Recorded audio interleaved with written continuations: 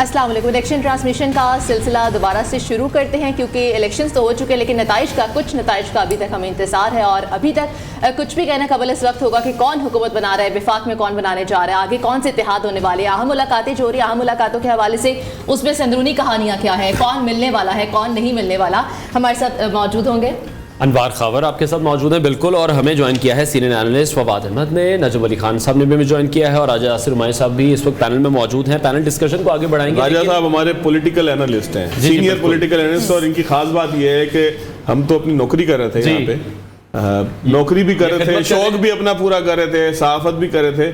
راجہ صاحب ہمارے ساتھ پچھلے 3-4 دن سے مستقل موجود ہیں, رات 4 بجے تک موجود ہیں. ہم ان کا شکریہ بھی میں نیو کی طرف سے شکریہ بھی راجہ صاحب آپ کا ادا کرتا ہوں کہ آپ نے جو خاص طور پر پنجاب کی سیاسی صورتحال ہے اس میں جو کچھ تحریک انصاف کرتی رہی ماضی میں, اس کو سامنے رکھتے ہوئے بڑا اچھا تبصرہ دھڑوں کی سیاست کے حوالے سے دیا. آپ کا بہت شکریہ سر, یہ شکریہ ضروری ہے بھائی. بالکل بالکل, کیونکہ ہم تو نجم صاحب اور ہم تو اپنی ڈیوٹی پوری کر رہے ہیں, ہم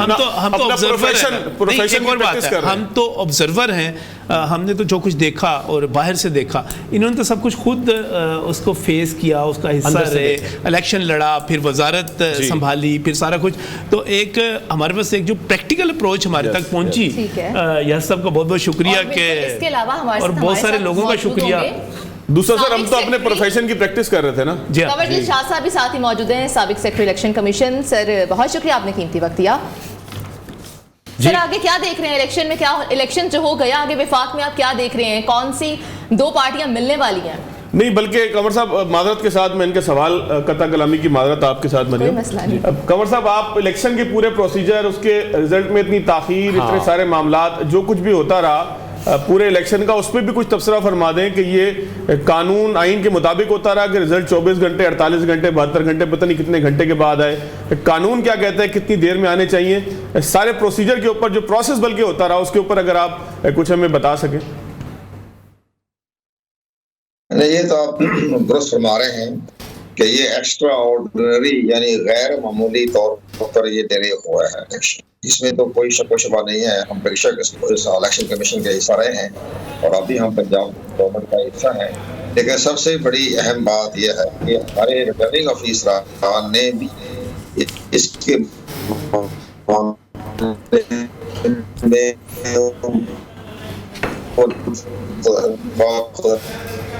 کنور شاہ صاحب کی آواز میں کچھ ڈسٹارشن آ رہی ہے, ان سے دوبارہ بات کرتے ہیں. یہاں پر بات کی جا رہی ہے کہ اتنا ڈیلے جو ہوا وہ کس وجہ سے ڈیلے ہوا, اور جو باقی سارا پروسیجر ہے, نیشنل اسمبلی کی کتنی سیٹس کس کے پاس گئیں اور آگے کیا ہونے والا ہے. اس کے علاوہ اگر سندھ کی بات کی جائے, وہاں پر کون بنانے والا ہے حکومت, اور وفاق میں وزیر اعظم کے رتبے پر کون فائز ہونے والا ہے, کیونکہ یہ وہ سوال ہیں جو کہ جنم لے رہا ہے.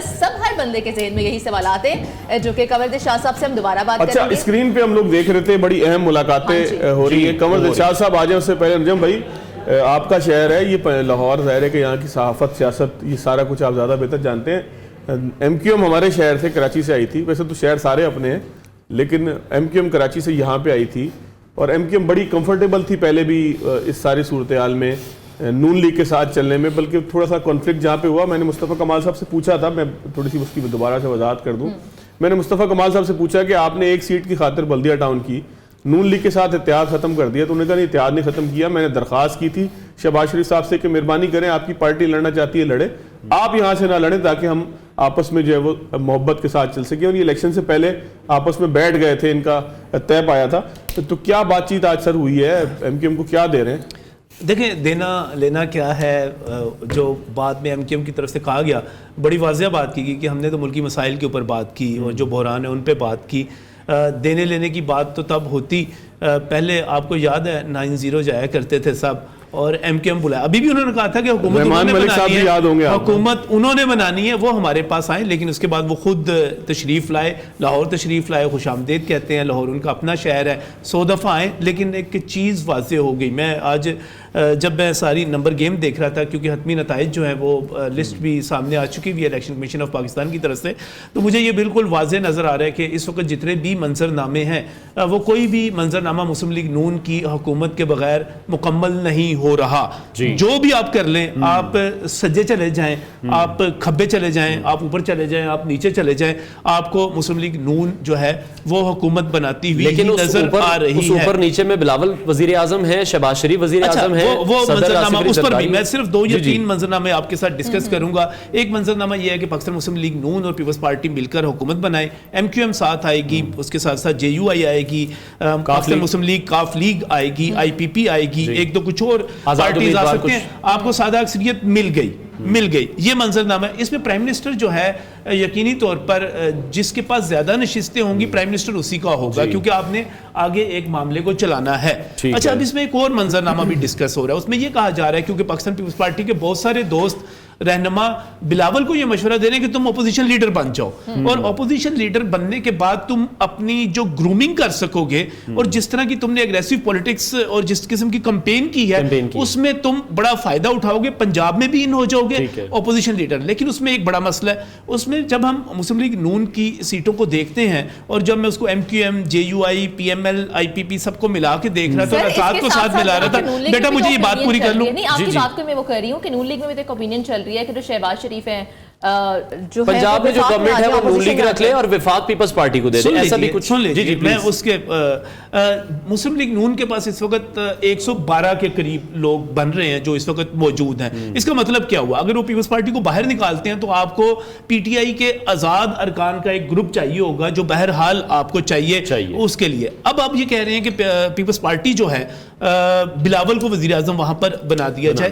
देखें, ये डिमांड की जा सकती है, ये मुतालबा रखा जा सकता है, लेकिन इस पे फैसला बहरहाल सीटों पे होगा। और दूसरी बात, अगर मुस्लिम लीग नून अपोजिशन में बैठ जाए और बिलावल को वजीर आजम बना दिया जाए और सिर्फ इतनी सपोर्ट दे दी जाए कि हम आपको वजीर आजम बना देते हैं, मुश्किल में भी आपकी मदद करेंगे जहां पे आपके अदम इत्मीनान होगा, कुछ होगा, लेकिन हर कानून साजी में, हर बजट के मौके पर पाकिस्तान पीपल्स पार्टी एक मुश्किल में फंस जाएगी, क्योंकि आप उसकी सीटें नहीं भूल सकते। उसकी सीटें हैं 54 सीटों के साथ कुछ नहीं कर सकते। एक और मंजरनामा है कि पाकिस्तान तहरीक इंसाफ के जितने अरकान इस वक्त 93 के करीब अरकान जो हैं बयान किए जा रहे हैं। मुझे नहीं पता कि 10 दिन अभी नोटिफिकेशन होने में है, जो PTI की हमायत याफ्ता है। जी, हमायत याफ्ता। मैं आजाद नहीं कहता, PTI कहता हूं मैं उनको।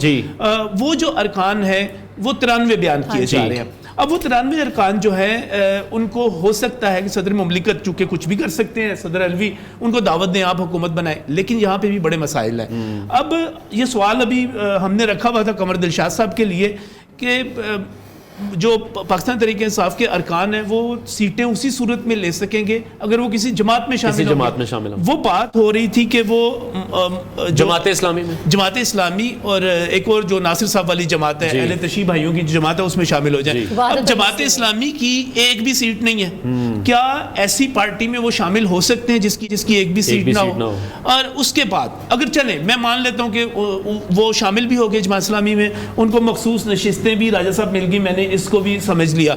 उसके बाद भी उनको कम से कम 30 से 40 अरकान चाहिए होंगे हुकूमत साजी के लिए। वो कहां से आएंगे? क्या पीपल्स पार्टी देगी? मुस्लिम लीग नून देगी? लिहाजा मंजर PTI की हुकूमत तो हमें कहीं भी। अच्छा नजम भाई, एक सवाल राजा साहब की तरफ मैं थ्रो करना चाहता हूँ। अच्छा, थोड़ा सा ना नाराज ना होइएगा, फिर आज मूड कुछ और है क्योंकि मेरा स्लॉट है ये। अच्छा, ऐसे नहीं छोड़ूंगा मैं। आपके स्लॉट पे हमने डाका डाला, आपके स्लॉट पे, मेरे स्लॉट पे इलेक्शन ने डाका डाला है।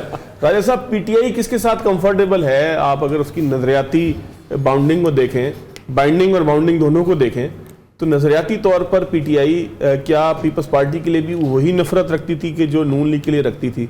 तंजीमी बंदे हैं। पॉइंट ऑफ व्यू से देखें तो PTI अपने आप को खुद जिधर प्लेस करती है वो लेफ्ट ऑफ सेंटर करती है, यानी कि सोशल डेमोक्रेसी।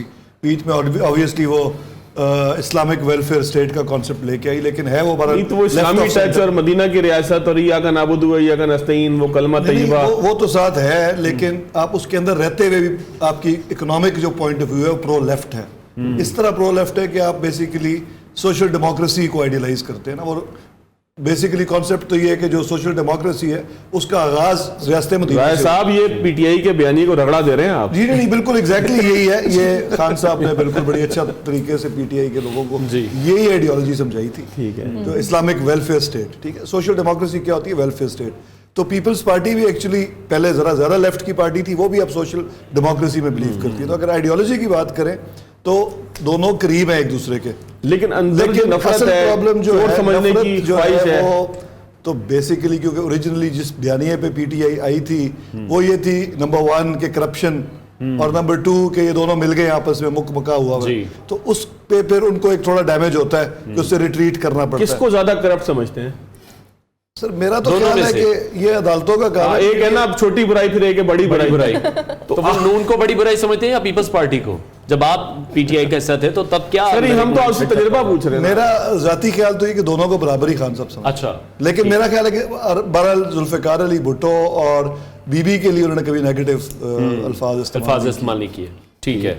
ایک سر ایک اگر انوار مجھے آپ اجازت دیں, اگر کنور صاحب آ جائیں, کنور دلشاد صاحب ساتھ آ گئے ہیں, آ گئے تو کنور صاحب سے بڑی وہی سوال جو نجم علی صاحب کہہ رہے تھے کہ آزاد امیدوار اگر جماعت اسلامی میں چلے جاتے ہیں سر, نہیں وہ سیٹ بھی نہیں جیتے. کنور صاحب سے 3-4 سوالات ہیں. فارم 45-47 کی حیثیت کی 45 کی حیثیت کیا رہ جاتی ہے 47 کے بعد؟ میرے خیال آگے ہیں وہ اب سوال. یہ سارا کچھ ہم نے ڈسکس کرنا ہے. کنور صاحب السلام علیکم. وعلیکم السلام جناب. سر وہ ابتدا میں آپ سے کوئسچن کیا تھا کہ اسی کا جواب آپ دے دیں, کیونکہ وہ بیچ میں کوئی رابطے میں تعطل آ گیا تھا. وہ جو آپ فرما رہے تھے کہ الیکشن کے پورے پروسیس کے اوپر, پھر ریزلٹس کے ڈیلے کے اوپر کیا کیا سوالات اٹھے ہیں, قانونی طور پر کہاں کہاں الیکشن کمیشن کا کیس کمزور ہوا ہے اتنے ڈیلے کی وجہ سے؟ آپ نے اگر مجھے سوال کیا تو میں نے پہلی گزارش کی تھی کہ الیکشن کمیشن کے اقدامات تو درست تھے, لیکن جس وقت وفاقی حکومت نے الیکشن کمیشن پاکستان کو اعتماد میں لیے بغیر اپنے موبائل سروس یا انٹرنیٹ سروس بند کی, معطل کی, تو پھر الیکشن کمیشن کو رات کو بتا دینا چاہیے. ہم نے یہ صبح 6 بجے 5 بجے بند کر پھر الیکشن کمیشن اپنا آلٹرنیٹو انتظامات کرتا. لیکن فی الحال بھی انہوں نے اپنا آلٹرنیٹو انتظام کیا ہوا تھا. جب یہ سارا سسٹم 5 بجے کے بعد ختم ہوگی اور جب 1-2 گھنٹے کے بعد پریزائڈنگ آفیسر نے پولنگ اسٹیشن ہوتا کتنا ہے, پولنگ اسٹیشن میں 6-7 اپنے بیلٹ پیپر ہوتے ہیں, 1200 کا ایک پولنگ اسٹیشن بنتا ہے, 1200 ووٹر کا, اس میں 50% جو ووٹ کاسٹ ہوتے ہیں جو بن جاتے ہیں 600-700 کے لگ بھگ. وہ 1 گھنٹے میں پولنگ ختم ہوگی. ختم ہوگی تو واٹس ایپ کے ذریعے فارم 45 جو تھا وہ واٹس ایپ کے ذریعے ریٹرننگ آفیسر کو الیکشن مینجمنٹ سسٹم کے تحت بھجوانا تھا. تو ملک بھر میں انٹرنیٹ پر موبائل بند تھے, وہ تو نہیں بھجوا سکا ریٹرننگ آفیسر کو. اس پر الیکشن کمیشن پاکستان کے جو ریٹرننگ آفیسر تھے ان کو حکم دیا گیا تھا, شروع میں ہی کیا گیا تھا سسٹم خراب ہو جائے تو آپ نے بائی ہینڈ مینوئل طریقے سے ریٹرننگ آفیسر کو فارم 45 پہنچانا ہے, اور سارا وہ الیکشن بیگ بھی جن میں تمام بیلٹ پیپر رکھے ہوتے ہیں اس کے لیے سیکورٹی ہوتی ہے. وہ باہر نکلے جانے کے لیے تو وہاں پولیس نے کہا کہ فی الحال آپ سیکورٹی کا خطرہ ہو گیا, بڑے خدشات ہو گئے ہیں, ہماری انٹرنیشنل رپورٹ کے مطابق آپ پر حملے ہونے ہیں, تو آپ اپنے دفتر میں بیٹھے رہیں. وہ کوئی 7-8 گھنٹے دفتر میں بیٹھے رہے.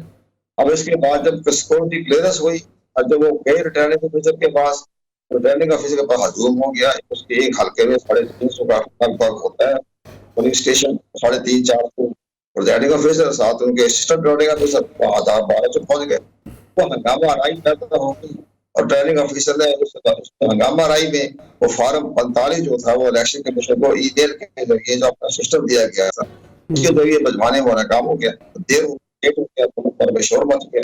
تو یہ سارا سسٹم ہوا ہمارے موبائل سسٹم کو وہ بند کرنا بھی ضروری تھا. حکومت پاکستان کی ایجنسیوں اور اپیل کے بھی دہشت گردی کے خطرات ہیں, وہ بھی ایک ملک کی حفاظت کے لیے. اچھا یہ کہا جائے کہ انتخابات کمر صاحب درست ہی تھا, ظاہر ہے موبائل بند کرنے پڑے, دشمنی کی خطرات کی گھنٹی بچ چکی تھی. تو یہ میں آپ کی رائے چاہوں کہ یہ انتخابات شفاف تھے یا نہیں تھے, تو آپ کی رائے کیا ہے؟ جی درست فرمایا آپ کی کہنے بات. نہیں میں یہ کہہ رہا ہوں کہ آپ کی رائے کیا ہے کہ یہ انتخابات شفاف تھے یا نہیں تھے. میں آپ کی رائے جاننا چاہوں کہ یہ انتخابات شفاف تھے یا نہیں تھے, تو آپ کی رائے کیا ہوگی؟ دیکھیں میرے دوست, اس پر تو کوئی رائے دینے کے ہم مزاج نہیں ہیں. ہم اپنے ادارے کے رہنے کی حیثیت ہم کہیں گے جی الیکشن جو ہے جب بھی ملک میں الیکشن والی جماعت نے اپنی شکست تسلیم نہیں کرنی ہوتی, اور اسی طرح اس میں مس مینجمنٹ ہوئی ہے, شفافیت میں مس مینجمنٹ ہوگی. اپنے ریٹرننگ آفیسر ہماری ریٹرننگ آفیسر جو انتظامیہ سائے تھے ان کا بھی ویژن نے کام نہیں کیا. کرائسس میں ان کا کیا کرنا چاہیے اس میں وہ ناکام ہو گئے. اس کی وجہ کنور صاحب یہ فرمائیے گا اس کے بارے میں تو ایک اور इंट्रोडक्शन हो गया आपके सामने, समझ गए। अच्छा कंवर साहब ये फरमाइएगा, फारम 47 और 47 इधर से आ गया। तो ये सारी चीजें जो होती हैं, ये सारे मामला मिसमैनेजमेंट होते हैं। मैं मानता हूँ इसको, मिसमैनेजमेंट। अच्छा कंवर साहब ये फरमाइएगा, कंवर साहब आप मुझे सुन पा रहे हैं? ये लेकिन बहरहाल कई जगह से 15 घंटे में जो रिजल्ट में लेट हुआ, ठीक है, क्या कह रहे हैं? ठीक है, उन्हें शायद आवाज नहीं पहुंच कंवर साहब बहुत शुक्रिया। ऑडियो पे ले लिया जाए तो इनको मेरे ख्याल में हम एक दो सवाल कर ले, वो वाज़ेह जवाब मिल जाए। अगर आप ये करें कि राब्ता कंवर साहब को स्काइप पे लेने के बजाय जो है वो अगर ऑडियो पे, ऑडियो फोन कॉल के ऊपर ठीक है है तो हमें बात ठीक समझ में आ जाएगी, क्योंकि अभी बमुश्किल। नजम साहब NA 121 के अभी हम कुछ देख रहे हैं, कुछ इतलात मौसूल हो रही हैं वसीम कादिर के हवाले से। पहले मुस्लिम लीग नून में थे, पाकिस्तान तरीके इंसाफ से, फिर उन्होंने विकेट के निशान पर इलेक्शन लड़ा, और अभी इतलात ये मौसूल हो रही हैं कि तमाम लोगों से मुशावरत करने के बाद जो इलाके के तमाम लोग हैं और बाकी लोगों से अब वो दोबारा से आज़ाद उम्मीदवार थे, नून लीग में आ चुके हैं। तो इसके और आप कितने PTI के हिमायत याफ्ता से ना, तो वो दोबारा नून लीग में आ गए हैं, और आप कितने कैंडिडेट्स को ऐसे देख रहे हैं कि वो नून लीग में आ जाएंगे? देखिए, अगर मैंने आपको एक और मंजरनामा बताया, साहब को आ रहा था, मैंने आपको एक और मंजरनामा बताया है जिसमें जो सबको सूट करता है। वो किस तरह सूट करता है कि पाकिस्तान तहरीक इंसाफ के लिए आप ओपोजिशन की जगह ना छोड़ें कि वो अकेली ओपोजिशन में मौजूद हो।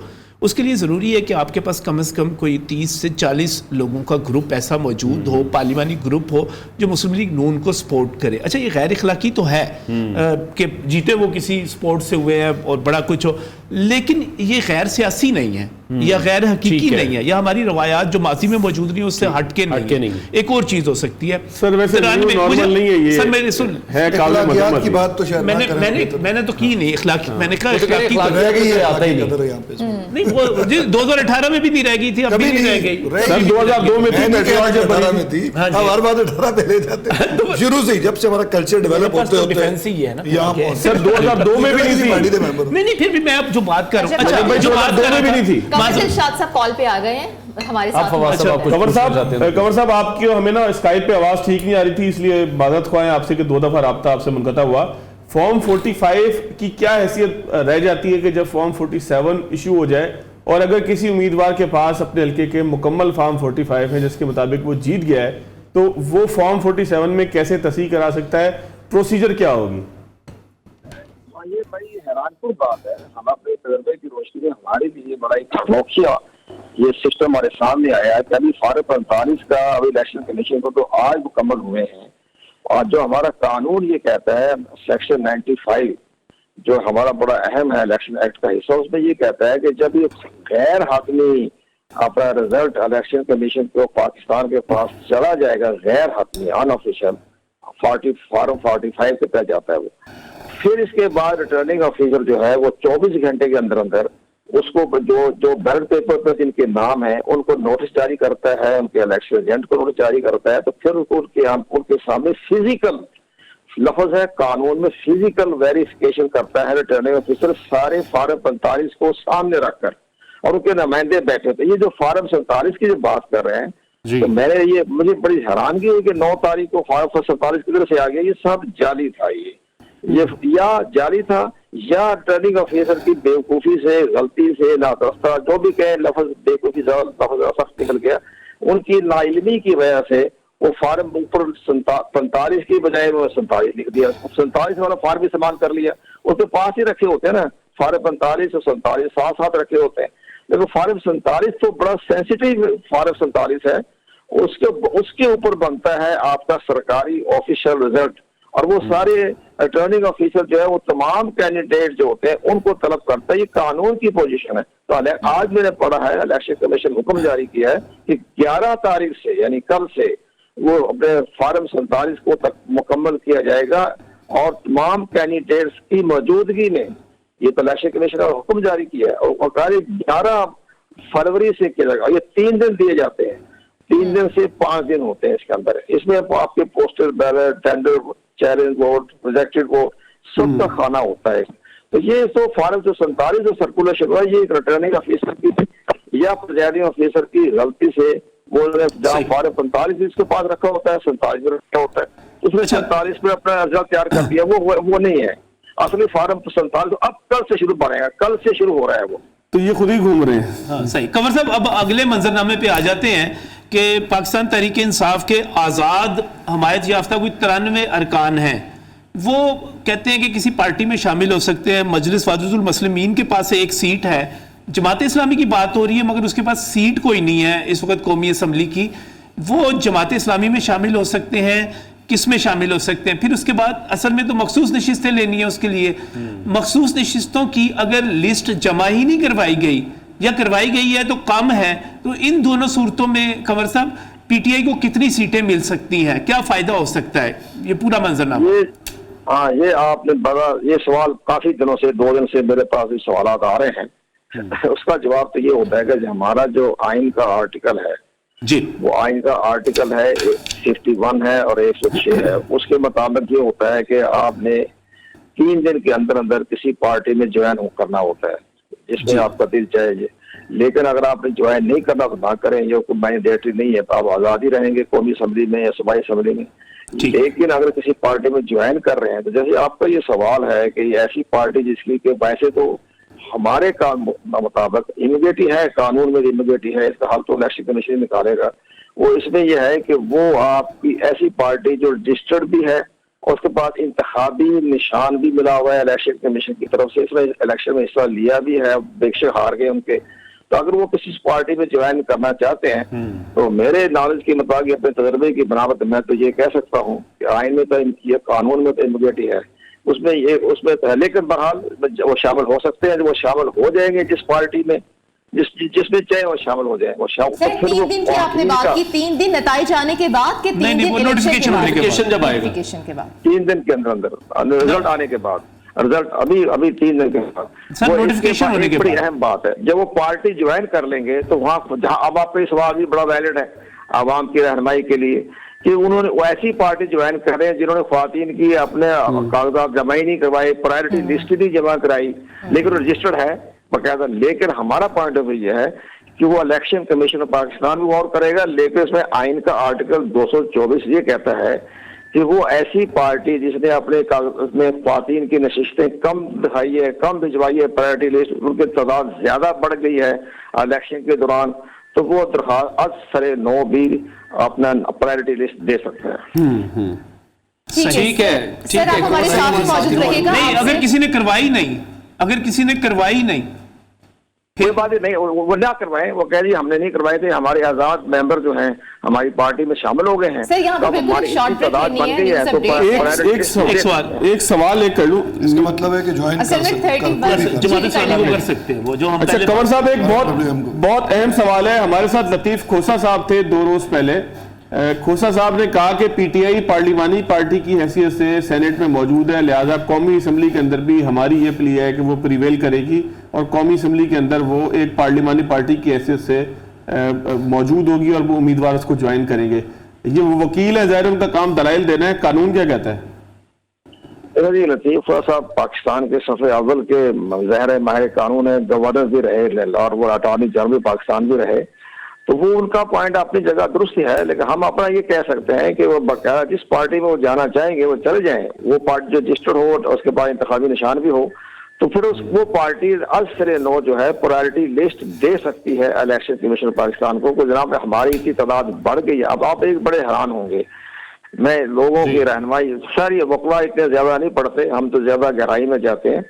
جس وقت سب سے بڑی اہم بات یہ ہوئی تھی کہ ابھی جو یہ پنجاب اسمبلی میں جب الیکشن ہونے کا امکانات ہو رہے تھے, جو 90 دن میں نہیں ہو سکے, باقی 100 دن میں بھی نہیں ہو سکے, بعض آئینی قانونی اصلاحات پیدا ہو گئی, لیکن اس میں بھی بہت سی سیاسی پارٹیوں نے, جو الیکشن کمیشن نے نوٹس جاری کیا کہ ہم انتخابات کروا رہے ہیں پنجاب کا, اور تو اس پہ آپ ہمیں پرائرٹی لسٹ دیں, تو بہت سی بڑی سیاسی جماعتوں نے اپنی پرائرٹی لسٹ نہیں دی. تو میں نے ان سے پوچھا کہ آپ نے پرائرٹی لسٹ کیوں نہیں دی؟ وہ کہتے جی الیکشن کے بعد دیں گے, پتہ چل جائے گا ابھی کتنے ہمارے ہیں, اس کے حساب سے ہم نے نہیں دی. تو وہ نہیں دی تھی. اس میں یہ آئین میں آرٹیکل 224 میں درج ہے کہ وہ بعد میں بھی پرائرٹی لسٹ دے سکتے ہیں. ٹھیک ہے, بہت شکریہ سابق secretary election commission Qamar Dilshad صاحب ہمارے ساتھ ان کانورسیشن تھے. ناظرین بریک لیتے ہیں, بریک کے بعد آپ کو دوبارہ جوائن کریں گے.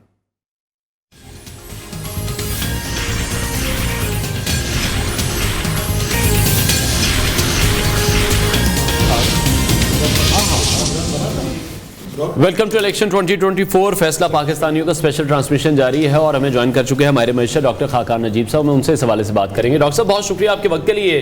कौमी असेंबली में तो अभी हम वही सूरत देख रहे हैं कि किसी भी पार्टी की वाज़ेह अक्सरियत नहीं है, तो जो प्रीवियसली हम चैलेंजेस देखते रहे, अपने मुआशी चैलेंजेस दरपेश हैं, वो आपको लगता है एक बार फिर से चैलेंजिंग जो सिचुएशन है वो हम पर फिर से आन पड़ी है और वही मुश्किलात का सामना करना पड़ेगा? उसी तरह से एनर्जी की प्राइसेस बढ़ाई जाएंगी और मामला चलाने के लिए इसी तरह से पैसे इकट्ठे किए जाएंगे, फिर से वैसे ही महंगाई करना पड़ेगी, क्योंकि नजर तो यही आ रहा है कि PDM 2 बनने जा रही है। अनवार, ये बात आपने दुरुस्त रखी है। एक तो अंदेशा यही है लोगों का, आई थिंक जो जनरल इस वक्त लीनिंग है वो यही है जो आपने बयान की है, विच से इसके इस वक्त पाकिस्तान के चैलेंजेस बहुत ज़्यादा हैं on the economic front. IMF के प्रोग्राम में जाने से लेकर ये जो करंट प्रोग्राम है उसको कंप्लीट करने तक ये पहला ही बहुत बड़ा चैलेंज है। अब ऐसे होगा पड़ा हुआ है, ये भी कह रहे हैं कि गैस की कीमत में तब्दीली करनी, फिर आते ही इस वक्त हम बजट का लाएअमल यानी कि टाइम टेबल देते हैं, वो भी इस वक्त आ गया है। तो आपको जून तक एक बहुत ही जिसे कहेंगे थोड़ा सा ऐसा बजट जो रिफॉर्म ओरिएंटेड भी हो और रिलीफ ओरिएंटेड भी हो वो देना है। अगर इन सब बातों को सामने रखें तो obviously in the short run ही आते ही बहुत बड़े चैलेंजेस हैं। IMF का प्रोग्राम डिजाइन करना, उसमें पाकिस्तान को कंफर्टेबली लेकर जाना ताकि जो मैक्रो स्टेबिलिटी इस वक्त है, जैसे मेरा मतलब ये है इन्फ्लेशन 38 पे थी अब 29 पे है, करंट अकाउंट थोड़ा संभल गया है, थोड़ी सी ग्रोथ पिकअप हुई है, सो इसको अगर और स्टेबलाइज करना है तो IMF का प्रोग्राम जरूरी है, उसको फिर खुद आपने बनाना है। पर उसको बनाने के वक्त आपको याद रखना है कि आपने लोगों को जो कि हार्ड हिट हैं, रिलीफ इन द सेंस के कॉस्ट ऑफ लिविंग में कुछ आपने ईज करना है।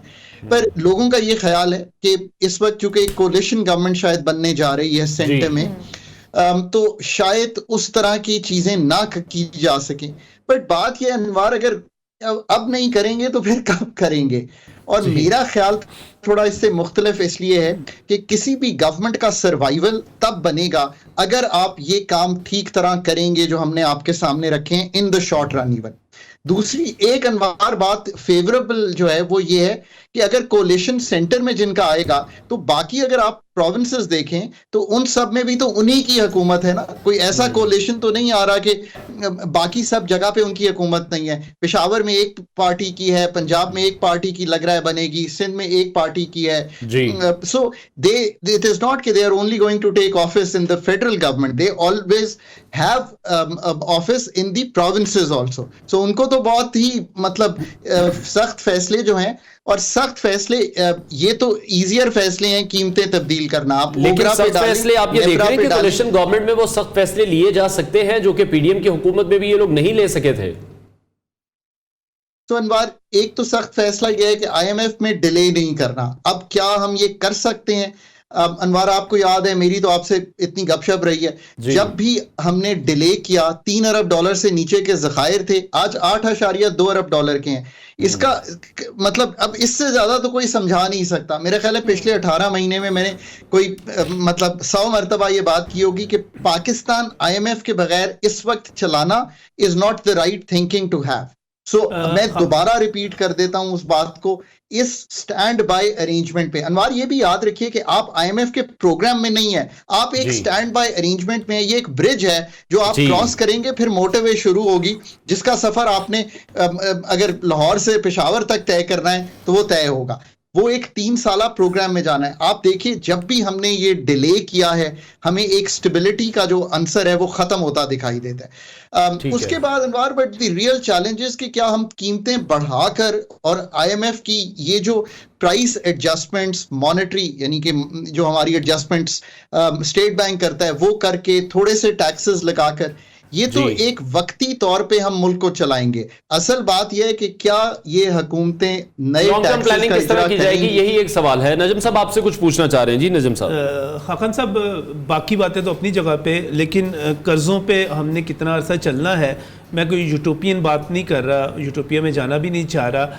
मैं उन चीज़ों की बात कर रहा हूँ जो अभी कुछ अर्सा पहले आर्मी चीफ ने, प्राइम मिनिस्टर ने और इससे पहले کہ پرائم منسٹر شہباز شریف نے ہمیں بتائی کہ ایک بڑی سرمایہ کاری ہمارے پاس آ سکتی ہے اور اسی سرمایہ کاری سے ہم بچ سکتے ہیں. یو اے ای کی سرمایہ کاری ہو, یہ سعودی عرب کی ہو, یہ قطر, باقی تمام ممالک کی ہو, اس میں آپ کو کیا آپشنز اور کیا اچھی چیزیں نظر آ رہی ہیں جو ہو سکتی ہیں؟ تو نجم آپ نے کلیدی بات سامنے رکھی ہے. انسٹرومنٹس ایک ہیں جو ہم نے لینے ہیں, اس کے بغیر بھی گزارا نہیں ہے. We have to be really really honest. میں کہتا ہوں ایک دفعہ اگر قوم سے کھل کر گفتگو کر لینا کہ ملٹی لیٹرلز اور آئی ایم ایف کے پیسے لیتے رہنا کوئی برائی نہیں ہے. اس وقت یہ لانگ ٹرم فنڈز ہیں, یہ سستے فنڈز ہیں, ان کو لیتے رہیے. پر نجم نے جو بات سامنے رکھی ہے نا وہ بڑی ضروری ہے. اب آپ کے پاس نان ڈیٹ کریٹنگ کیا انسٹرومنٹس ہیں, that is the key to think about. Number 1 F D I. اب ایف ڈی آئی پاکستان میں 10 سال کا ڈیٹا دیکھ لیجئے, 1.5-2 ارب ڈالر سے کراس نہیں کرتی. آپ کے ایڈجوائننگ ملکوں میں اس سے کئی گنا ایف ڈی آئی آتی ہے. سو یہ بات آپ کی درست ہے. اب ایس آئی ایف سی ایک حقیقت ہے, ایس آئی ایف سی ایک ہول آف گورنمنٹ اپروچ ہے, ایس آئی ایف سی ایک ون ونڈو ہے. میں ہر آنے والی حکومت کو کہوں گا کہ اس وقت کئی فیڈرل گورنمنٹ کی جو اس وقت اہم محکمے ہیں وہ کام اس لیے نہیں کرتی کہ ان کو بہت ڈر رہتا ہے کہ لا انفورسمنٹ ایجنسیز آ کر کیا کہیں گی. آپ نے کسی بھی بھاؤ پی آئی اے بیچ دی ہو نا نجم, تو آپ اگر 100 روپے کی بیچیں یا 100 ارب کی بیچیں, لوگوں نے یہ کہنا ہے کہ نجم نے کام ٹھیک نہیں کیا, اس میں کوئی نہ کوئی غلطی ہے. سو ایس آئی ایف سی جو ہے چونکہ نیب کے پرویو سے تھوڑی سی علیحدہ ہے, use it, it's a good mechanism. اس کو استعمال کرتے ہوئے یہ کام کریں. ایف ڈی آئی آنے کا امیجیٹ میں تو یہی طریقہ ہے کہ ہم اپنے یہ جو پرائیویٹائزیشن کے پروجیکٹس ہیں, ریکوڈک کے ایڈجوائننگ جو پروجیکٹس ہیں, ایگریکلچر لینڈ جو اویلیبل ہے, ان سب کو پچ کرنا شروع کریں. اسی طرح ہمارے ایئرپورٹس ہیں اور بہت بڑا پرائیویٹائزیشن کا عنصر ہے. اب کیا یہ سارے کام ہم کر سکتے ہیں؟ نجم بات اصل یہ ہے کہ یہ ادارے بنا لینا جو ہے یہ سرکموینٹ تو کر دیتا ہے جو ہماری آرٹریز کلاگڈ ہیں ایڈمنسٹریٹو. بٹ ان اداروں میں بھی میرا یہ ابھی خیال ڈیولپ ہو رہا ہے کہ ہمیں پروفیشنلز تو لانے پڑیں گے نا پرائیویٹائزیشن میں, جو ان اداروں کو تیار کریں بیچنے کے لیے. اسی طرح ہم نے اگر ایس آئی ایف سی کو ان دا شارٹ رن تو ایسے یوز کر سکتے ہیں, پر یہ کسی طرح بھی یہ نیم البدل نہیں ہو سکتی اس چیز کا کہ نجم جائیں اور وہ سرمایہ کاری ڈومیسٹکلی کرنا چاہیں اور میں کہوں کہ 122 ریگولیٹری ایجنسیز ہیں, اس کا کلین اپ نہیں کرنا, وہ تو کرنا ہی کرنا ہے. سو شارٹ, جیسے میں بات کرتا ہوں کہ شارٹ رن مینجمنٹ ایک چیز ہے, پر لانگ ٹرم کریکشن ساتھ ساتھ کرنا دوسری چیز ہے. ہم شارٹ رن میں اتنا پھنس جاتے ہیں کہ ہم نکل نہیں پاتے اس چیز سے. خاقان صاحب ہمارے ساتھ یاسر ہمایوں صاحب, سردار یاسر ہمایوں صاحب, پاکستان تحریک انصاف کے سابق جنرل سیکرٹری ہیں پنجاب کے اور سابق صوبائی وزیر بھی ہیں ہائر ایجوکیشن کے پنجاب کے, وہ بھی موجود ہیں. وہ معیشت کے حوالے سے آپ سے کوئی سوال کرنا چاہ رہے ہیں اور میں فواد بات کر رہا ہوں. السلام علیکم بھی آپ کو میں نے کہنا تھا, میں آپ سے سوال ضرور کروں گا. راجہ صاحب آپ پوچھ لیتے کچھ. سر میں یہ پوچھنا چاہ رہا تھا کہ آج کل ایک اسٹیگننٹ اکانومی ہے اور انفلیشن بھی کافی زیادہ ہے, ابھی تک کنٹرول نہیں ہوئی, تو آپ کب تک دیکھتے ہیں کہ پاسبل ہوگا کہ ہم پالیسی ریٹس کو ریڈیوس کریں تاکہ کوئی اکنامک گروتھ شروع ہو؟ کیونکہ اوبیسلی آپ بہتر سمجھتے ہیں کہ اگر یہ اسٹیگفلیشن رہی تو زیادہ مشکل ہو جاتا ہے عوام کے لیے. اگر اکنامک گروتھ ہو رہی ہو تو پھر تو انفلیشن کے ساتھ آپ کوپ اپ کر سکتے ہیں. تو رائے صاحب, آنے والی گورنمنٹ کا اوبیسلی بہت بڑا ٹاسک یہ ہے, اور ہر پارٹی کو دیکھ لیجئے, میجر پارٹیز بھی اور جو ہماری مور ریجنل پارٹیز ہیں, اس سب نے ایک گفتگو کیا ہے کہ ہم پرائسز کو گھٹانا چاہتے ہیں. تو کوئی میں بھی چاہوں گا کہ کے لیے قیمتیں جو کم ہو جائے. اب دیکھیں اس میں 2-3 کلیدی باتیں. ایک تو یاد رکھیے کہ انفلیشن جو اس وقت آ رہی ہے اس کا ایک بہت بڑا عنصر یہ ہے کہ 4,000 ارب روپے پچھلے 6 ماہ میں کسی کو یہ بلیم نہیں کر رہا, پر سٹیٹ نے بورو کیے ہیں. جب سٹیٹ یہ پیسے بورو کرتی ہے تو نوٹ چھاپنے پڑتے ہیں. سو اپنا آتے ہی مالیاتی خسارہ کم کیجئے. اس لیے میں نے پہلے کہا کہ بجٹ مالیاتی خسارہ کم کرنے کی ضرورت ہے. ڈاکٹر صاحب بریک کے بعد دوبارہ اس ڈسکشن کو آگے بڑھائیں گے. بریک ہمیں لینی ہے, ہیڈ لائنز کی طرف بڑھنا ہے, آپ کو اس کے بعد دوبارہ جوائن کرتے ہیں. ہمارے ساتھ رہیے.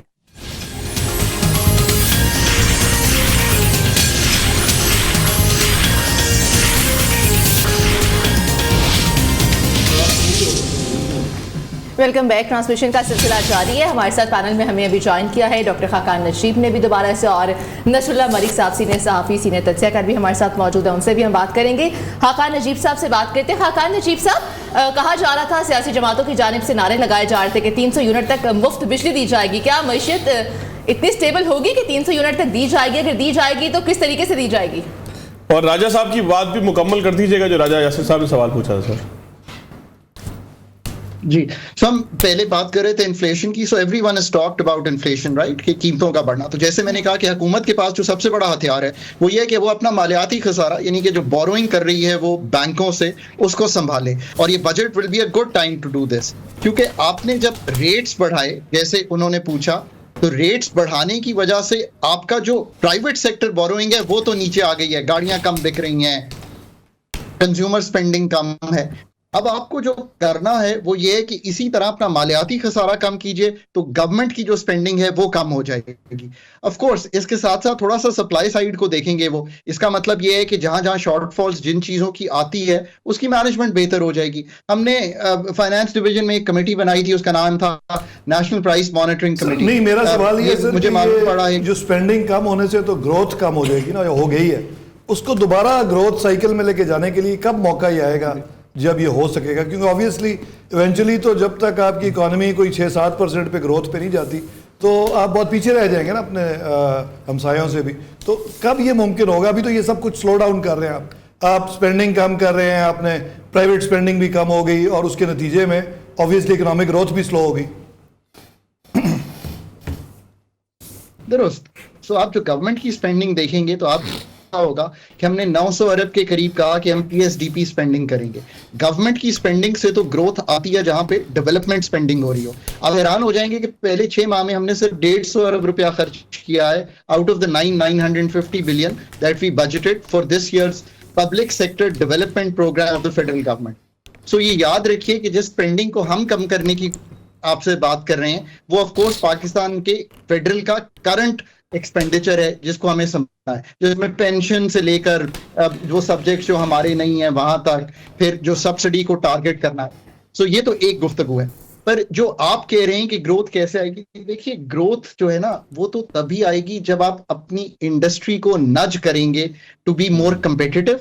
जब आप, हमने पहले बात की कि SIFC है वो अगर investment in the short run ला सकती है, एक इंस्ट्रूमेंट यूज हो सकता है, तो FDI into again not buying real estate but FDI not buying के पानी पाकिस्तान का ही निकाल कर उसी को पाकिस्तानियों को बेचकर एक FDI क्रिएट की जाए, but FDI which is truly export oriented, truly production oriented, truly productive FDI Pakistan में है। ये है पाकिस्तान का फ्यूचर। अब इसमें एक और बात कलीदी है कि ग्रोथ क्रिएट करने के लिए आपको पाकिस्तान का जो एनर्जी का आर्किटेक्चर है ना और इन्फ्लेशन को संभालने के लिए वो तो दुरुस्त करना ही पड़ेगा। जो पाकिस्तान का इस वक्त एनर्जी का आर्किटेक्चर है, अगर उस आर्किटेक्चर पे पावर सेक्टर या हमारी गैस कंपनीज को हम चलाएंगे तो ये मसला हल होने वाला नहीं है। आई रियली होप कि ये स्ट्रक्चरल जो काम है रेगुलेटरी का और एनर्जी सेक्टर का, ये आने वाली हुकूमत जो है प्रायोरिटी पे करे आफ्टर द फर्स्ट 4-5 मंथ्स जब IMF और बजट हो जाए। नाउ ये रियली टफ काम है। आई अगेन से दिस कि इट इज नॉट ओनली कि कौन सी हुकूमत आएगी, इट इज कि वो हुकूमत आने वाली टीम कौन सी लाएगी। टीम से मेरा मतलब सिर्फ वजीर नहीं है, टीम से मतलब है कि आपको ये तो मालूम है ना कि आपका एक ब्यूरोक्रेटिक स्ट्रक्चर है जो जनरलिस्ट इन नेचर है, उसको प्रोफेशनलाइज करना तो एक बहुत लंबा शायद टाइम होगा, but in the short run can you bring some professionals in the energy sector, FBR, finance, privatisation, BOI, that remains to be a very very key question। ठीक है डॉक्टर साहब हमारे साथ ही रहिएगा। नसरुल्लाह मलिक साहब ने भी ज्वाइन किया, उनसे भी इस हवाले से मजीद बात करेंगे। जैसे कि आपने कहा कि हुकूमत जो भी आए काम उन्हें करने पड़ेंगे। मलिक साहब आप किस तरह से देख रहे हैं, मेल मुलाकातों का सिलसिला भी शुरू हो गया, इलेक्शन से 2 दिन पहले बिलावल की जो स्पीचेस थी उसमें वो ये कहते दिखाई दिए कि नून लीग के साथ तो किसी भी सूरत नहीं बैठेंगे, लेकिन वालिद साहब उनके आके बैठ गए हैं। तो आप किस तरह से देख रहे हैं, मामला फिर से तय हो जाएंगे, फिर से कोलिशन गवर्नमेंट ही आएगी, PDM 2 देख रहे हैं आप? और इस वक्त नून लीग का जो वक्त है वो बिलावल हाउस भी पहुंच चुका है। पहली बात तो ये है कि मैं समझता हूँ कि अगर माजी में विकटें गिराना और वफादारियाँ तब्दील करना गलत था तो आज भी गलत है।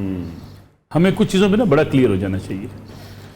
यानी अगर ماضی میں یا 2018 میں لوگوں کو جو ہے ان کی وفاداریاں تبدیل کرنا بڑا غیر اخلاقی تھا اور مسلم لیگ نون کے لیے بہت برا عمل تھا، تو آج پی ٹی آئی کے لوگوں کو بھی توڑنا بڑا برا عمل ہے۔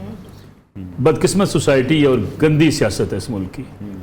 میں اس لیے کہتا ہوں کہ اتنی گندی سیاست ہے کہ اخلاقیات نام کی کوئی چیز نہیں ہے، اور عمران خان صاحب بھی اسی جو ہے وہ میدان کے اندر یہی کام کرتے رہے، جو 2018 میں ہوا اس سے زیادہ 2024 میں ہوا، لیکن پھر اخلاقیات کے بھاشن یہ سیاستدان نہ دیا کریں۔ یہ ٹھیک ہے حکومت بنائیں جیسے مرضی بنائیں، یعنی کم از کم اس نئی نسل کو یہ درس تو نہ دیں جی کہ بڑے اخلاقیات والے ہیں، بڑے سچے ہیں، ریاست مدینہ بنانا چاہتے ہیں۔ اور بھائی جھوٹ بول کے کون سی ریاست مدینہ بنانا چاہتے ہو؟ یعنی آپ اگر کہتے تھے کہ ماضی میں ہمارے لوگ توڑے جا رہے ہیں، اگر پنجاب کے اندر چودھری سرور صاحب سینٹ کا الیکشن لڑ رہے تھے، آپ کو یاد ہوگا، اس وقت لوٹے بنانا نون لیگ کے بڑا جائز کام تھا، یعنی آج بڑا ناجائز کام ہے۔ میں حیران ہوتا ہوں سوشل میڈیا پہ بیٹھے ہوئے اب پی ٹی آئی کے دوستوں سے، پی ایم ایل این کے دوستوں سے، یعنی کسی نے ویسے بڑی خوبصورت بات کی تھی، پاکستان کی واحد قوم ہے جو اپنے اپنے چور کا دفاع کرنے میدان میں آ جاتی ہے۔ بالکل ایسے ہی ہے، یعنی اپنے اپنے چور کا دفاع کرنے میدان میں آتی ہے۔ ہمیں یہ بات کہنے میں کیا حرج ہے کہ عمران خان صاحب کی یہ غلطی ہے، نواز شریف صاححب کی یہ غلطی ہے، زرداری صاحب کی یہ غلطی ہے؟ سیاستدان تب سدھرتے ہیں، لیکن غلطیوں سے تو وہ خود نہیں سیکھ رہے۔ مسئلہ یہ ہے کہ آگے خوشامدوں کا ایک ٹولہ بیٹھا ہوتا ہے، وہ جو کہے گا میاں صاحب بس آپ کی حکومت آنے والی، میں توڑ کے بندے لے آتا ہوں، اور میاں صاحب آپ تباہی اتار دیں گے، زرداری صاحب آپ یہ کر دیں گے، عمران خان صاحب آپ کو پتہ ہی کوئی نہیں ہے۔ دیکھیں پرابلم یہ ہے کہ میں سمجھتا ہوں یہ کمپرومائزڈ سوسائٹی ہے، میں اکثر کہتا ہوں یہ کمپرومائزڈ پولیٹیشین ہے، یہ کمپرومائزڈ آپ کی اسٹیبلشمنٹ ہے۔ کبھی اسٹیبلشمنٹ جو ہے وہ کھڑی تھی عمران خان صاحب کے پاس، پھر اسٹیبلشمنٹ کی عمران خان صاحب سے لڑائی ہوگی، اب ان کے مخالف کھڑی ہے۔ ایک عام آدمی کا قصور کیا ہے؟ ابھی بات ہم جو ہے اکانومی پہ کر رہے ہیں، کیا ملا ہے عام آدمی کو؟ ٹھیک ہے بڑے پروجیکٹس گنوائے جا سکتے ہیں، اس پہ میاں نواز شریف کی تعریف بھی ہو سکتی ہے، بڑے منصوبے جس نے کیے اس کی بھی تعریف کی جا سکتی ہے، عمران خان صاحب نے کچھ اچھے کام کیے ہوں گے ان کی تعریف کی جا سکتی ہے۔ مجموعی طور پہ کیا ملا؟ مہنگی ترین تعلیم پاکستان کے اندر، مہنگا ترین علاج پاکستان کے اندر، اور جعلی ادویات پاکستان کے اندر، یعنی 2 نمبر طریقے سے آپ کے سرٹیفکیٹس اور ساری چیزیں آپ کو ملتی ہیں پاکستان کے اندر۔ منشیات اس وقت آپ کے گلی کوچوں میں پھیل رہی ہے۔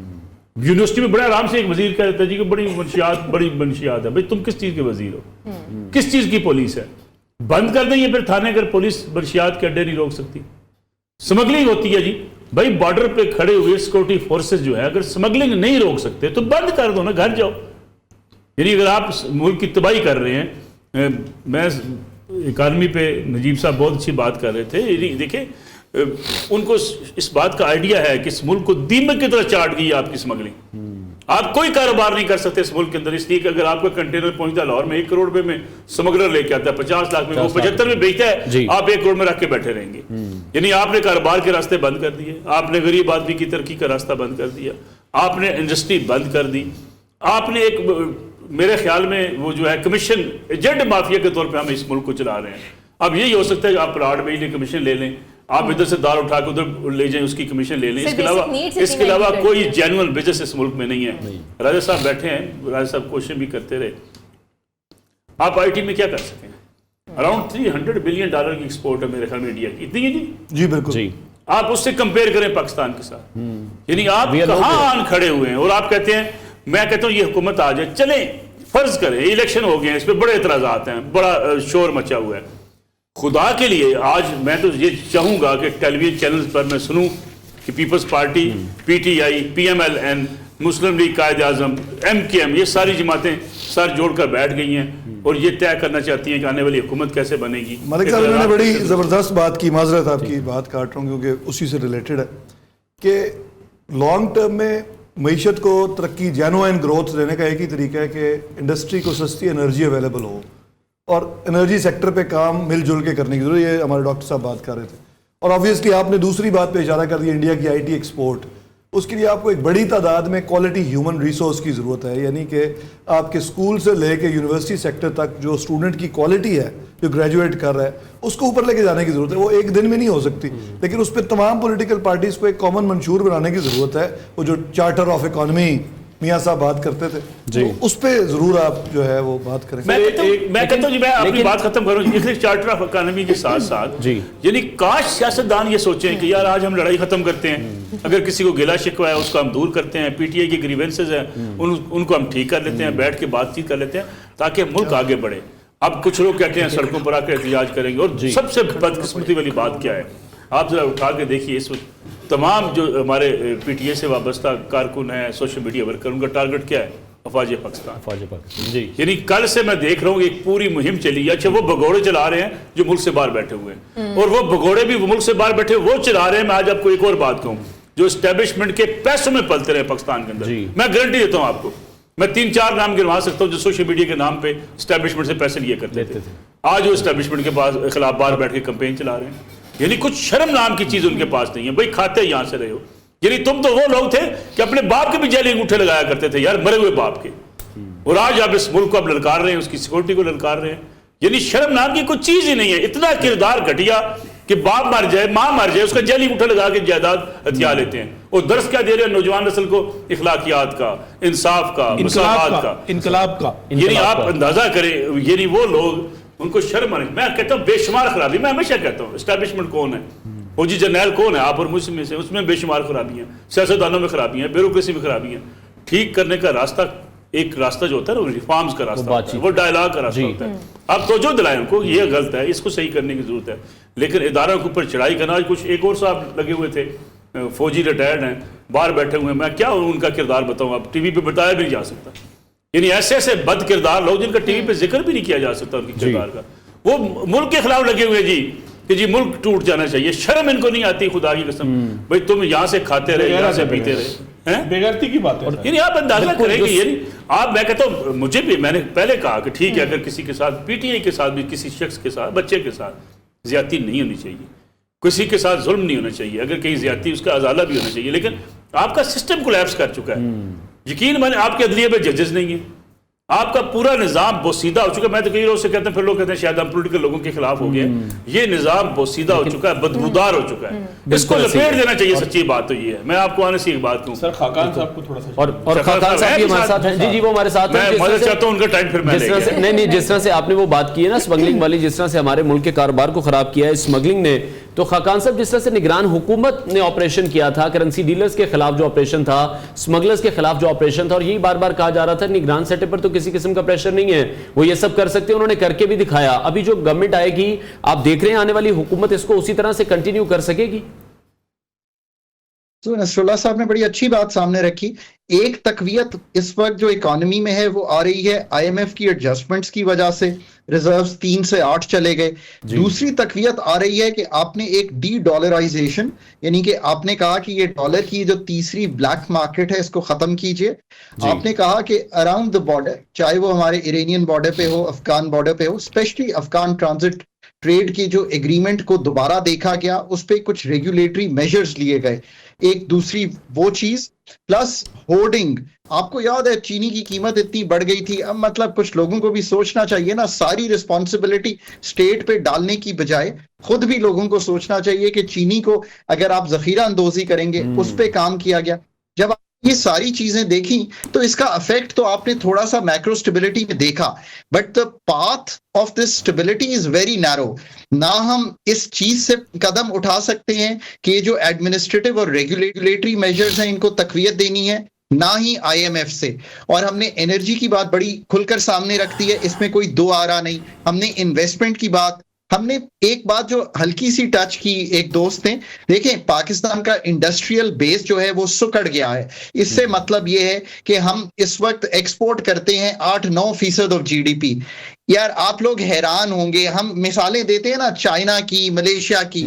اب میں آپ کے سامنے ایک فگر رکھوں گا ویتنام کی. انڈیا کا export to G D P ہے 22%. پاکستان کا جو دوست ہے جس کو آپ کہتے ہیں Turkey is a dear friend, اس کا جو export to G D P ہے وہ 38% ہے. ملیشیا کا export to G D P جو ہے وہ 80% کے قریب ہے. اس کے علاوہ کوئی اور چارہ نہیں ہے. سب یہ industrial base plus I T اور آئی ٹی ای ایس. مجھے یاد ہے $1.5 ارب کا آئی ٹی کا ایکسپورٹ بیس تھا ہمارا آج سے 5 سال پہلے, تو ہم PM ऑफिस में ही थे तो हमने ये तय किया कि आसानियां पैदा करना शुरू करें। वहां से लेके आज तक का सफर हम इंशाल्लाह $3 अरब के करीब जा रहे हैं। पर इसकी जो लॉन्ग टर्म चीजें हैं ना, एक चीज और मैं आपके सामने रखना चाहता हूं। देखिए अभी तक हमने जितनी गुफ्तगू की है ना, there are 3 tiers of a government which have to perform. Federal government को हमने बहुत लताड़ा, हम कहते हैं जी वो टैक्स भी कलेक्ट करे, एनर्जी को भी ठीक करे, मैक्रो स्टेबिलिटी डीरेगुलेट भी करे। पर यार प्रोविंसेस भी तो है ना, एग्रीकल्चर इनकम टैक्स तो प्रोविंसेस के पास है। मुझे बताइए कि किसी ने उनको रोका है कि 4 अरब रुपया पूरे मुल्क से कलेक्ट करें? पूरा मुल्क 9,400 अरब रुपया इस साल दे और एग्रीकल्चर इनकम टैक्स 4 अरब कलेक्ट करें, तो फिर कैसे स्पेंडिंग होगी? किन चीजों पर? कैसे पाकिस्तान के वो इंस्टीट्यूट बनेंगे जो IT ग्रेजुएट्स, पहले दोस्त ने बड़ी अच्छी बात की, उन्होंने कहा कि देखिए जी IT ग्रेजुएट होंगे। जब हम पाकिस्तान में कुछ नहीं कर रहे थे तो 60 की दहाई में इंडिया IIT बना रहा था, तभी तो ये 100-200 बिलियन डॉलर की एक्सपोर्ट जो है उसको एम किया जा सकता है। सो दूसरा लेकिन खाकान साहब आप IT सेक्टर की बात कर रहे हैं, हम IT सेक्टर में अगर कहीं आगे हैं तो वो सोशल मीडिया पर हैं और वो भी सिर्फ प्रोपेगेंडा करने में हैं। अभी भी कुछ रिजल्ट्स नजम वली साहब शेयर हुए थे जो लाहौर से हम देख रहे थे, वसीम कादिर साहब, वो जैसे ही अनाउंस हुआ कि वो नून लीग में चले गए हैं तो वो जो हमारी यूथ है वो आपस में लड़ रहे हैं कि टिकट किसने दिया, क्यों दिया, कैसे हुआ। ये एम्बैरेसमेंट PTI के लिए है, ये पाकिस्तान मुस्लिम लीग नवाज के लिए ये एम्बैरेसमेंट? देखिए जब आप पावर पॉलिटिक्स करते हैं तो उसमें इखलाकियात सामने नहीं होती और गैर इखलाकी हरकतों का सिलसिला आज से तो शुरू नहीं हुआ। अभी मलिक नसरुल्लाह साहब ने जो बात की, उन्होंने तो आगाज़ ही यहाँ से किया कि इस किस्म की चीज़ों को हमायत नहीं की जा सकती। लेकिन अगर आप जब देखते हैं कि जो लोग डिसीजन मेकर्स हैं, जिन लोगों ने यहाँ पर फैसले करने हैं, जिन लोगों ने यहाँ पर मुल्क को चलाना है, उन्हें तो इस्तेकाम चाहिए, उन्हें तो यहाँ पर इंतशार नहीं चाहिए, उन्हें तो 9 मई नहीं चाहिए। तो फिर वो सोचते हैं कि फिर इसका तरीक़ाकार क्या है। अब एक बुरी चीज़ का रास्ता रोकने के लिए दूसरी बुरी चीज़ हो जाती है। और मैं ज़ाती तौर पे तो ज़ाहिर है अगर वसीम कादर साहब जो हैं पहले मुस्लिम लीग नून का हिस्सा रहे हुए हैं, लेकिन बहरहाल इस वक्त तो वो कामयाब पाकिस्तान तहरीक इंसाफ की सपोर्ट से हुए, उनकी हमायत से हुए और उन्होंने रोहिल अस्कर जैसी बड़ी विकेट को वहाँ पर हराया भी है। बिल्कुल। तो ये एक बड़ा, और जैसे मैं आपसे अभी थोड़ी देर पहले बात कर रहा था मुख्तलिफ मंजरनामों की कि हुकूमती मंजरनामे क्या हो सकते हैं। एक तो यही कि पाकिस्तान पीपल्स पार्टी और मुस्लिम लीग नून हुकूमत बना लें, जैसे एक फार्मूला भी अभी बिलावल को वज़ीर आज़म बनाने की बात हो रही है, नवाज शरीफ को सदर बनाने की बात हो रही है, पंजाब शहबाज शरीफ को देने की बात हो रही है, 70% वजारतें मुस्लिम लीग नून को। एक तो फार्मूला ये है, PDM 2 कह लें आप, PDM प्लस कह लें आप, जो भी कह लें। लेकिन दूसरा फार्मूला क्या है? दूसरा फार्मूला ये है कि जब पाकिस्तान तहरीक इंसाफ से इंतखाबी निशान गया था तो उस वक्त भी ये बात हुई थी, असल में इंतखाबी निशान इसलिए नहीं गया था कि कोई वोटर्स को मसला होगा। आपने, मैंने, किसी ने भी अगर PTI के किसी बंदे को वोट देना था तो हमने जाना था और पता कर लेना था कि भाई उसका इंतखाबी निशान क्या है, रैकेट है, जूता है, चिमटा है, जो भी है, हमने उसको दे देना था। ये असल में इंतखाबी निशान के बाद जो अगला काम होना था वो अब होना था इंतखाबात के बाद। वो 2 तरह से होना था। एक तो मखसूस नशिस्तें, आप पाकिस्तान तहरीक इंसाफ मखसूस नशिस्तें नहीं ले सकेगी तो बाकी जमातों का मुकाबला नहीं कर सकती, हुकूमत साजी में किसी भी सूरत में नहीं कर सकती। और दूसरा ये होना था कि हम इखलाकी तौर पर बात करें, हम सियासी तौर पर बात करें, लेकिन हम आइनी और कानूनी तौर पर बात नहीं कर सकते। वसीम कादर बहरहाल एक आज़ाद उम्मीदवार हैं, आइन के मुताबिक, कानून के मुताबिक। अगर वो शामिल हो गए हैं तो पाकिस्तान तहरीक इंसाफ इस पोजीशन में इस वक्त नहीं है कि उनके खिलाफ कोई रेफरेंस दायर कर दे, उनको डीसीट करने के लिए कुछ करे। तो ये सारा कुछ जो था पहले से एक बड़े हिस्से का मुझे लग रहा है, और उसमें आखिरी फिक्र मेरा ये है कि इस मंजरनामे में फिर ये लगता है कि मुस्लिम लीग नून हुकूमत बनाएगी। इसमें अब वसीम कादर के आने के बाद कोई 20 अरकान और चाहिए होंगे जो पाकिस्तान तहरीक इंसाफ से चाहे हमायत से जीते हो लेकिन आज़ाद हों, वो इस तरफ आ जाए। पाकिस्तान पीपल्स पार्टी अपोजिशन में बैठ जाए, बिलावल अपोजिशन करें, मुस्लिम लीग नून की हुकूमत हो। और इसके साथ साथ जो सबसे बड़ा फायदा होगा वो ये होगा कि जब आप बिलावल की सूरत में एक बड़ा अपोजिशन लीडर दे देंगे यहाँ पर, तो फिर PTI का रोल कम हो जाएगा। लेकिन अगर बिलावल भी हुकूमत का हिस्सा होते हैं तो फिर जो मुकाबले में फिर PTI होगी। जुमले जरा मुझे आए हुए हैं। देखिए, गुजारिश ये कि जब हम जमहूरियत की बात करते हैं, हमें जमहूरियत क्या है? मैकेनिज्म ऑफ गवर्नेंस है कि हमने गवर्नेंस के लिए एक जमहूरियत का सिस्टम अडॉप्ट किया। और अगर जमहूरियत बद इखलाक है, हमारे यहाँ जो जमहूरियत है, अगर उसमें इखलाकियात ही नहीं है, अगर उसमें असूल ही कोई नहीं है, تو پھر ہم ان دنیا کے ان ممالک کی مثال کیوں دیتے ہیں جی کہ وہاں جمہوریت ہے؟ پھر برعکس جمہوریت سے آمریت ہی بہتر ہے. یعنی اگر آپ نے یہ ہم سب طے کر چکے ہیں کہ جی جمہوریت میں تو اصول ہی کوئی نہیں ہوتا, اس میں اخلاقیات ہی کوئی نہیں ہوتی. یعنی دنیا کے جن ممالک میں جمہوریت ہے وہ اخلاقیات ہوتی ہے. مرسا میں ایک چھوٹی سی ریکویسٹ, ایک چھوٹا سا فکرہ, صرف ایک فکرہ کہہ لوں.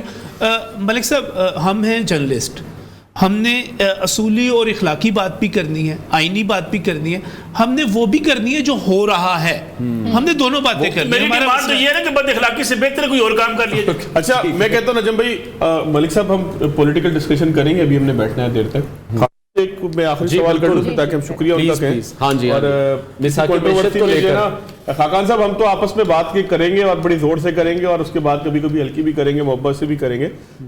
صرف مجھے یہ فرما دیں کہ سر میثاق معیشت کتنا ضروری ہوگا چاہے حکومت کوئی بھی بنائے, اور اس میں ایک اور ڈالر کم ہونے کی امید ہے خاقان صاحب, ڈالر نیچے جانے کی کوئی امید ہے تھوڑی سی؟ جو پہلا سوال ہے دیکھیں, اس کا جواب یہ ہے کہ جو بھی اس وقت امپاور ہو کے گورنمنٹ بنائے, چاہے وہ کولیشن ہو یا سنگل پارٹی ہو, جیسے بھی بنے گی, ان کو یہ سمجھنا ہے کہ میثاق جمہوریت تو وہ ہے جو پلان وہ سامنے رکھیں گے اگلے 3 ماہ 6 ماہ اور 5 سال کا. اس پہ ایک چیز ہم بار بار اس ڈیموکریٹک سیٹ اپ میں جو اگنور کرتے ہیں وہ یہ ہے کہ اچھی اخلاقیات, اچھی کیپیبلٹی, اچھی کیپیسٹی جو ہے وہ تو یار ان دی اینڈ ہیومن ریسورس سے ہی آئے گی نا, اور تو کوئی طریقہ نہیں ہے اس کو لانے کا. آپ اس سیٹ اپ میں ڈیلیور کرنا چاہتے ہیں تو آپ کو وہ لوگ لانے پڑیں گے. سو میثاق جمہوریت میرے لحاظ سے وہ امپلیمنٹیبل پلان ہے, چاہے وہ کوئی بھی سامنے رکھ دے. میرا خیال ہے کہ ہر پارٹی کا تھوڑا سا جو منشور, جہاں تک میں نے دیکھا ہے, اس میں اینڈ گیم تو سیم ہو سکتی ہے, پر کوئی پبلک پرائیویٹ پارٹنرشپ سے ایس او ایز کو بہتر کرنا چاہتا ہے, کوئی پرائیویٹائزیشن کر کے کرنا چاہتا ہے. سو آئی تھنک کہ ایک پلیٹ فارم پہ آنا شاید I don't think is going to be possible. So جو بھی آنا چاہتا ہے ہم اس کو ہولڈ کریں اس کے منشور پر اور اس کی ٹیم پر کہ وہ چیزیں ڈیلیور کرے, اور ڈیلیوری بڑی کلیئر ہے. میں اس لیے اس کو ختم کروں گا. آئی ایم ایف کا پروگرام, پاکستان کا budget, energy D regulation investment, یہ 5 سالہ منصوبہ ہے پاکستان کا, پھر دوبارہ وہ کر لیجئے گا. دیکھیں یہ روپے پہ بہت بات ہوتی ہے, پہلے میں اس پہ کامنٹ نہیں کیا کرتا تھا, اب کر دیتا ہوں. پاکستان ان دا شارٹ رن اگر تو آئی ایم ایف کے پروگرام میں چلا گیا تو روپیہ جو ہے وہ کمفرٹیبل رہے گا, کیونکہ ریزروز بلڈ ہوتے رہیں گے. ان دا لانگ ٹرم روپیہ کچھ بھی نہیں ہے ڈالر کے اگینسٹ, سوائے اس چیز کے کہ اگر آپ پیداواری صلاحیت بڑھا کر بتی, چپل, کیلکولیٹر دنیا کو بیچ سکتے ہیں تو ڈالر آئیں گے, آپ ڈالر رچ ہو جائیں گے, آپ کے ریزرو $20-25 ارب پہ چلے جائیں گے. اوبویسلی ہمیں اپنی ایکسپورٹس پر کام کرنا ہے, ان کو بڑھانا ہے. جن ملکوں کی ہم مثال دیتے ہیں, بنگلہ دیش کی مثال دیتے ہیں, ہندوستان کی مثال دیتے ہیں. ایک اور بات پوچھ رہے ہیں خاقان صاحب, یہ بتائیے گا کہ اس وقت جو صورتحال ہے, ہم نے دیکھا کہ بجلی کی قیمتیں بہت بڑھ چکی ہیں. ہر حکومت دعوے دار ہوتی ہے کہ وہ بجلی کی قیمتیں نیچے لائے گی. آئی پی پیز کے ساتھ جو ہے وہ ریویو کرنے کی بات کی پہلے کہ جی ہم کریں گے. خان صاحب نے بھی دعویٰ کیا کہ ہم ان سے جو ہے نیگوشیٹ کریں گے اور ان کے ساتھ جو معاہدے ہیں ان کو دوبارہ سے اس کا جائزہ لیں گے. اس کا کوئی امکان ہے یا اس میں کوئی پیش رفت ہوئی ہے ماضی میں کبھی؟ جی ایک دفعہ ہوئی ہے اس پہ پیش رفت, میرا خیال ہے 80-86 پیسے پر یونٹ کا فرق پڑا تھا جب یہ پیش رفت ہوئی تھی. یہ آپ نے بالکل صحیح بات 100% ٹھیک رکھی ہے. پاکستان کا جو آئی پی پی کا ڈیٹ پاکستان ہولڈ کر رہا ہے اس کو ری نیگوشیٹ یا ری پروفائل کرنے کی ضرورت ہے. 17 چائنیز فنڈڈ پروجیکٹس ہیں, 11,000 میگا واٹ کے, 15 ارب ڈالر کا لون ہے. بالکل اس کو لون کی جو ری پروفائلنگ کیجئے, 5-10 سال سے اس کی جو ٹائم پیریڈ ہے اس کو بڑھائیے. آپ کو بجلی کی قیمت میں ہو سکتا ہے کہ تھوڑی سی کمی ملے, پر یہ یاد رکھیے انرجی سیکٹر کو ریفارم, ہم اصلاح کی گفتگو کرتے ہیں, میں اس سے آگے ہوں. اس کو ڈسرپٹ کرنا پڑے گا, انرجی سیکٹر سے نکالنا پڑے گا اسٹیٹ کو, انرجی سیکٹر کے ٹیرف کو ریڈو کرنا پڑے گا, سبسڈیز کو ٹارگٹ کرنا پڑے گا, ہر کول پہ جانا پڑے گا. پاکستان کے جو کرٹیکل را مٹیریلز پاکستان میں اویلیبل ہیں ان کو استعمال کرنا پڑے گا. نیپرا اوگرا کو تنظیم نو کرنی پڑے گی, ان کو ایک ریگولیٹر بنانا پڑے گا. میں نے صرف یہ جزیات آپ کے سامنے ایک وجہ سے رکھی ہیں. لاسٹ کامنٹ, یار ایسا نہیں ہے کہ پاکستان کے پالیسی میکر سمجھتے نہیں ہیں کہ کیا کرنے والا ہے. The problem is کہ اب یہ کام کرنے چاہیے پیس میل میں تو ملک اس وشس سائیکل کی بجائے ایک ورچوس سائیکل میں چلا جائے گا. اچھا پتہ سب کو کہ مسئلہ کہاں پر ہے, پولیٹیکل ول ہونا بہت زیادہ ضروری ہے اور انٹینٹ ہونا چاہیے. بریک کی طرف ہمیں بڑھنا ہے, بریک کے بعد آپ کو دوبارہ جوائن کرتے ہیں, نیوز اپڈیٹس کی طرف جانا ہے.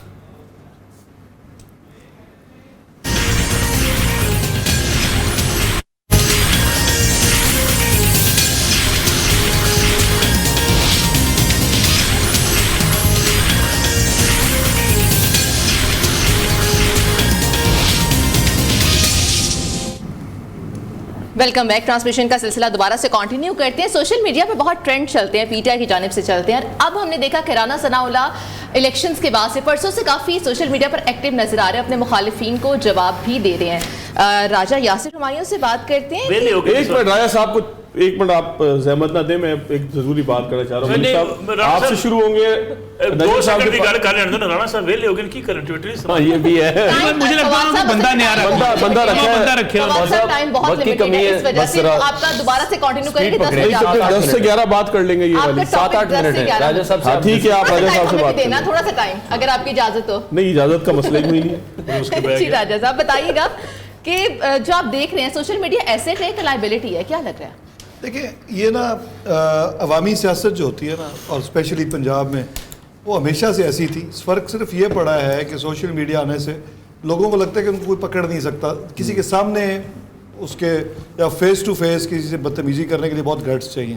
سوشل میڈیا پہ بیٹھ کے آپ جس کے بارے میں جو مرضی بات کر دیں, ان کو لگتا ہے آپ انونسیبل ہیں. اور اپنی فرسٹریشنز ہیں لوگوں کی, اوبیسلی حالات بھی خراب ہیں, فائنینشلی بھی پرابلمس ہیں, بے روزگاری بھی ہے, اور وہ اپنا تمام فرسٹریشن جو ہے, اور ظاہر ہے جو آپ کی گرومنگ اس طرح کی نہیں ہوئی ہوئی, اس میں قصور ان لوگوں کا تو نہیں, معاشی حالات کا ہی قصور ہے نا.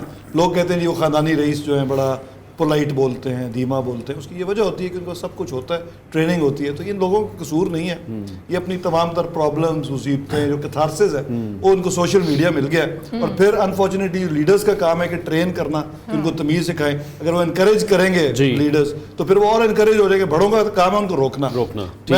تو یہ بڑا ضروری ہے کہ جو بھی آپ کی پولیٹیکل لیڈرشپ ہے وہ اس چیز کو انکریج نہ کرے, ڈسکریج کرے. سر تحریک انصاف کا کیا ماحول تھا اپنا, وہ آپ کو پتہ ہی ہے میرے سے کیا کرنا. اچھا ویسے میں وہ آپ سے بلوانا چاہ رہے ہیں. اور ہم بتا دیتے ہیں 9 مئی جب ہوا اس میں بھی ہم نے دیکھا سوشل میڈیا پر بہت زیادہ لوگ ایکٹیو تھے. ابھی جو الیکشنز ہوئے ہیں اور الیکشن کے بعد کی جو صورتحال ڈیولپ ہوئی ہے اس میں بھی سوشل میڈیا پر جس طرح کی تنقید ہو رہی ہے وہ بھی آپ کے سامنے, اس پہ آپ کا کمنٹ. دیکھیں سوشل میڈیا اہم تو ہے, ہم جیسے سب کہہ رہے تھے, ہم کیتھارسس بھی کرتے ہیں اس کے ذریعے, رائے بھی دیتے ہیں. لیکن بہت سارے لوگ یہ سمجھتے ہیں کہ شاید سوشل میڈیا کی بنیاد پہ کوئی وہ ورچوئل ورلڈ سے کوئی ریئل ورلڈ میں کوئی تبدیلی لا سکتے ہیں. تو میرا بڑا سمپل سا سوال ہے سب کے ساتھ, دیکھے تو کوئی بھی تبدیلی نہیں لا سکتا, بڑا لا سکتا, بڑا سادہ سا سوال ہے. سوشل میڈیا کے اوپر خان صاحب کی بڑی سپورٹ, کیا تحریک عدم اعتماد انہوں نے ناکام بنوا لی؟ بڑی سپورٹ ان کی. کیا قاضی فائز عیسیٰ کو آنے سے روک سکے؟ بڑے مخالف تھے, بڑی باتیں کرتے تھے. کیا عاصم منیر صاحب کو لانگ مارچ کر کے بھی اور سوشل میڈیا پہ سارا کچھ کر کے روک سکے؟ پھر کہتے تھے ہم نے گرفتاری نہیں دینی, بڑی مزاحمت کی سوشل میڈیا کی بنیاد پہ. پھر سوشل میڈیا پہ بڑے طوفان اٹھے, کیا اپنی گرفتاری کو روک سکے؟ کیا اپنی سزا کو روک سکے؟ اور اب بھی سوشل میڈیا کی اب بات کرتے ہیں, ٹھیک ہے انہوں نے ووٹ بھی لیے, ان کے لوگ بھی موجود ہیں, ایک ماحول بھی بنا, چلیں پھر اب سوشل میڈیا موجود ہے, مجھے حکومت بنا کے دکھا دیں. تو بھائی سوشل میڈیا اپنی جگہ پر اور ریئل ورلڈ اپنی جگہ پہ, حقیقی دنیا کے تقاضے کچھ اور ہیں, وہاں کی سیاست کچھ اور ہے. آپ ٹویٹر کے وزیر اعظم کہ سوشل میڈیا تو عوام کی پاور ہے یا نہیں؟ پاور ہے, ایک قوت ہے, اس لیے تو رانا ثناء اللہ آ گئے ہیں نا اس پر. لیکن اب ریئل ورلڈ میں اور بہت سارے فیکٹرز ہیں, آپ اس کو نظر انداز نہ کریں. اور وہ ملک صاحب نے کہہ دیا کہ اب وہ ان کے پاس کچھ بچا نہیں ہے, اس لیے وہ سوشل میڈیا پر آ گئے ہیں. تو ملک صاحب جو تمام جماعتیں ہیں, باقی جماعتیں ہیں, وہ سوشل میڈیا کی پاور کو اس طرح سے یوٹیلائز کیوں نہیں کر پائیں؟ نون لیگ سے کون سا فیکٹر مسنگ ہو گیا کہ اتنی بری طریقے سے وہ ایکسپوز ہوئے ہیں؟ آپ سوشل میڈیا سے تو شرم ہی آنی چاہیے, کوئی نہ ہی استعمال کر دیں. ٹھیک ہے, لیکن میں یہ کہہ رہا ہوں دیکھیں میری پہلے بات سنیں, کچھ زندگی کا اصول بنا لیں. یعنی انسان نے کیا اختیار حاصل کر کے کیا کر لیں؟ Positive use. بات یہ ہے کہ اگر سوشل میڈیا کا پازیٹیو یوز نہیں کیا جاتا تو اس گٹر کوئی نہ ہی استعمال کرے تو بہتر ہے. صحیح ہے. ہاں یہ بات آپ کی ہے کہ پی ٹی آئی نے اس کا اچھا یوز کیا, پی ایم ایل این اور پیپلز پارٹی پیچھے رہ گئے, ان کو کرنا چاہیے تھا. لیکن جس طریقے سے پی ٹی آئی نے استعمال گند کے اس کی طور تو پر ہم استعمال حمایت نہیں کیا کر رہے۔ اس سے تو نہ ہی بہتر کرتے۔ مجھے بتائیں کیا فائدہ کیا حاصل ہوا؟ آپ نے بد اخلاق نوجوان بنا لیے، آپ نے بدتمیز نوجوان لیکن ایٹ لیسٹ کاؤنٹر تو کریں اس بد اخلاقی کو، کاؤنٹر تو کریں۔ میرے خیال میں کاؤنٹر ویسے وہ بھی کرتے ہیں، آپ بس مزدار کام ہے، لیکن ان کا میں نہیں، میں کل سے پرسوں سے دیکھ رہا ہوں ماشاءاللہ جو ہے نا پی ایم ایل این کے حمایتی بھی اب ایسی بدتمیزی پہ اترے ہوئے ہیں کل سے پرسوں سے۔